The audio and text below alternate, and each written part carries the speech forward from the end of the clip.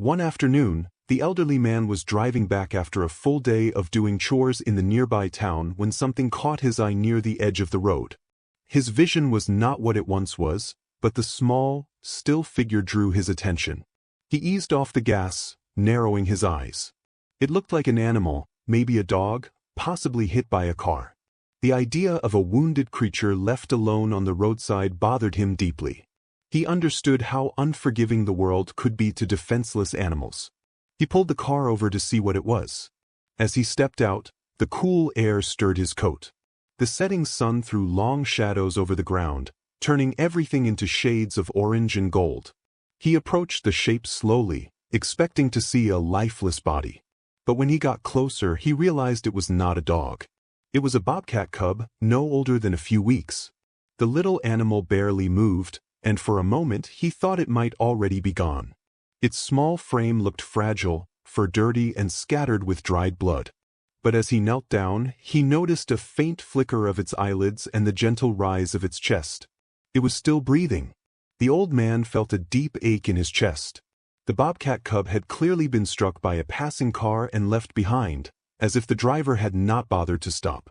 His hands shook a little as he reached for the water bottle he always kept nearby. He opened it slowly and let a small stream of water touch the bobcat's dry mouth. At first, nothing happened. Then, its tiny tongue appeared, searching for moisture. The man continued to offer little sips, and the animal weakly began to drink, as if it had been without water for days. He let out a breath.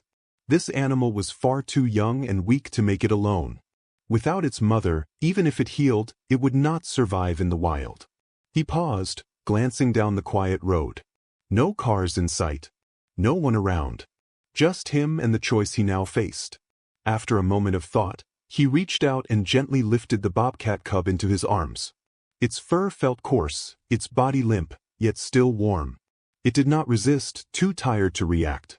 He held it close, quietly speaking, not sure whether he meant to calm the animal or himself.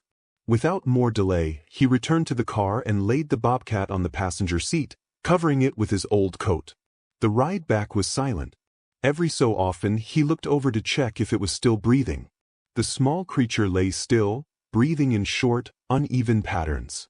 He held the steering wheel tighter. He had witnessed much in his life, but something about this tiny, injured animal stirred something deeper than he expected. By the time he pulled into the driveway, his son was already outside, finishing some work near the shed. The younger man stood upright when he saw his father step out of the vehicle. "What kept you?" his son asked, wiping sweat from his forehead. Then he noticed what his father was carrying. His eyebrows pulled together. "What is that?" The older man let out a quiet breath and started walking toward the house, speaking over his shoulder. "A bobcat cub. It was injured. Found it by the roadside." His son's look turned from puzzled to worried. "Dad, that is a wild animal." "I know exactly what it is," the older man replied, not breaking his stride. "But it would not have made it if I left it behind." Inside, he laid the bobcat on a soft blanket spread out on the couch and looked over it more carefully. There was a small wound along its side, likely caused by the car. No bones seemed broken, but it was clearly weak, lacking food and water. His son stood nearby, arms crossed. "You do realize we cannot keep a bobcat?" "I never said we would keep it," the older man answered quietly. "I said we are helping it." His son let out a slow breath but said nothing more. Instead, he started gathering some supplies: antiseptic, clean water, a shallow bowl for milk. Together, they tended to the small animal, working without words. At first, the bobcat was too weak to react, but as the days passed, it began to regain strength. By the end of the first week, it was lifting its head, its golden eyes following them closely. The old man was aware of the danger. Wild animals were not meant to live with people, but something about the way the bobcat responded, calm and unafraid, made him believe it understood that it had been given a chance. Days passed, then weeks. Slowly, the bobcat cub grew stronger. The wound healed, leaving only a faint scar. Its thin body filled out, thanks to steady care and proper meals. The son tried to remain distant, but he found himself quietly watching as the animal explored the house with growing curiosity. In the beginning, his son's dog kept its distance from the new arrival. But eventually, the dog and Bobcat formed a surprising bond.